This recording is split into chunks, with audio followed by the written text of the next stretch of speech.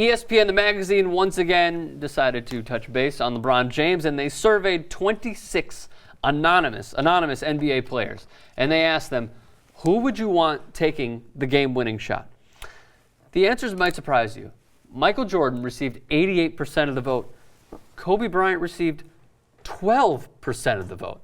LeBron James did not even get 1% of the vote. Just want to throw that out there.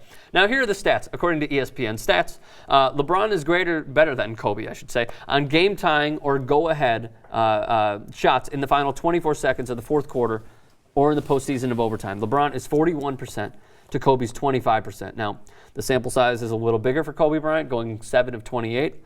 LeBron 7 of 17, but Michael Jordan absolutely owns this statistic, going 9 of 18, which is, if my math serves correctly, from Indiana University, 50%. So should LeBron be considered for taking the last shot? I mean, no doubt in my mind. But no doubt in my mind either. I agree completely. I think there are two separate kind of arguments here. If it's who do you want to have the ball in their hand at the last shot and who do you want taking a 17-foot jumper?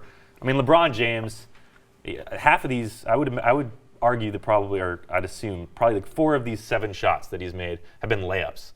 You know, he gets to the hole easier than anybody else. He creates better than anybody else in the game. Yes. So with 10 seconds to go in the game, whose hands do I want the ball in? I'm picking LeBron. My one concern being that he's not a great free throw shooter.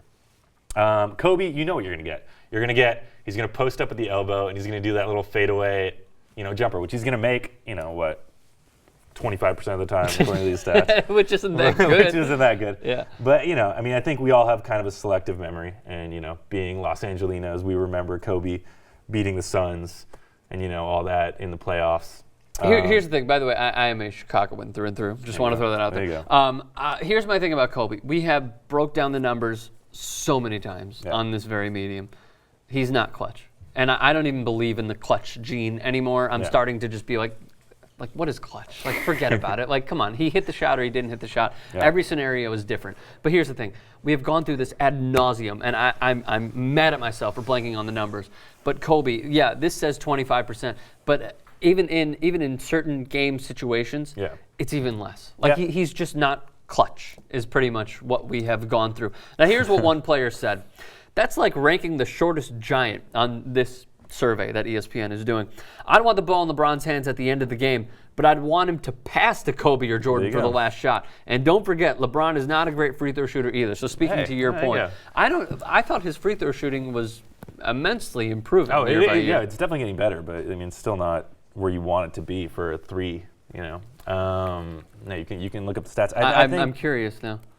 If you look at the Game 6 of the NBA Finals this year, where he drove and kicked it out to Ray Allen. That was a great play. He made the right play. He made a smart play. Certainly. He does that.